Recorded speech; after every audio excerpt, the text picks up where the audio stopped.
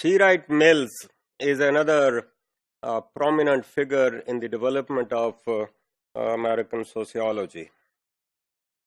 He focuses on sociological imagination. And sociological imagination implies to look into the realities critically. So he is looking at, let's say, scientifically at the realities of this life. At that time, the functionalist school of thought was prominent. He was of the opinion that this functionalism is not good for everybody. So he is very critical of functionalism. So sociological imagination should uncover the connections between individuals' personal troubles and the overall structure of the society.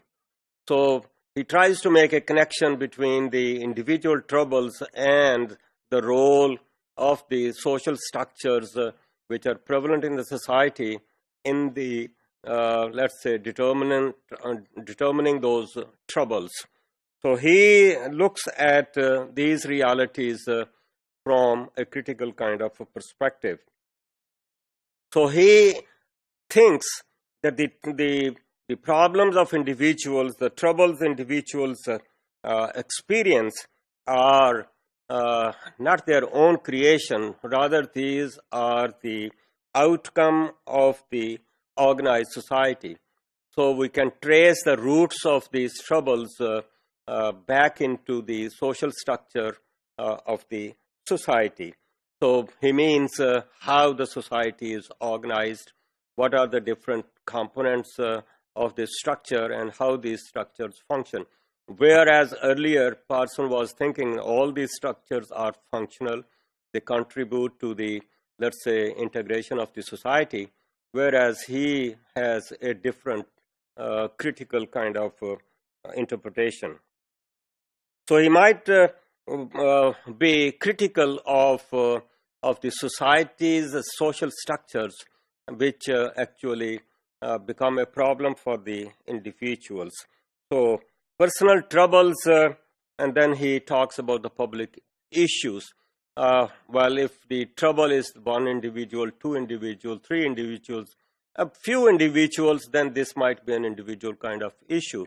When a number of individuals have the same kind of problems, issues, or troubles, then it becomes a public kind of issue.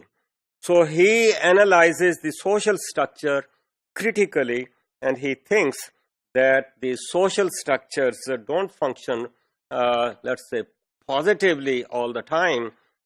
He looks on at the social structures to be negatively functional.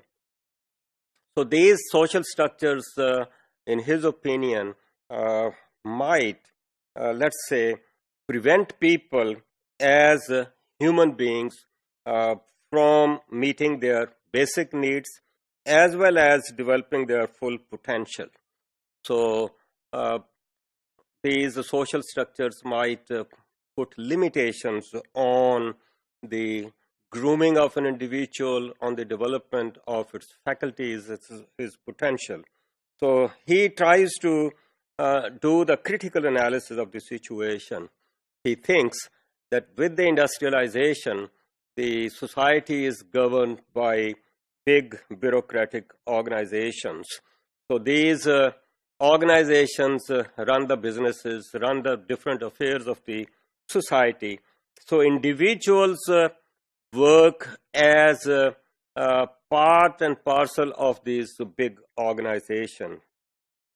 So when they have to work in these organizations, then they have to follow the rules and regulations laid down by the bureaucracy or bureaucratic organizations.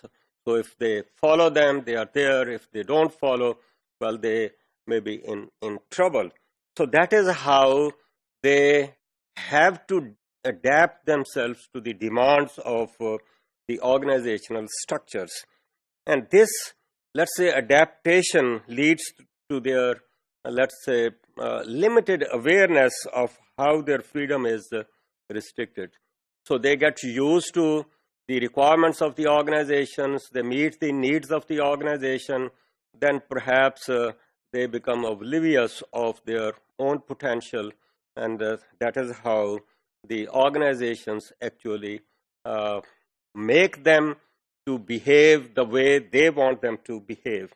So these organizations, whether these are business organizations or political organizations or any other organizations, these are ruled by, let's say, few individuals. He calls them as elites, or these elites may not necessarily be the owners of the property. They might be the political elites, they might be even the military elites.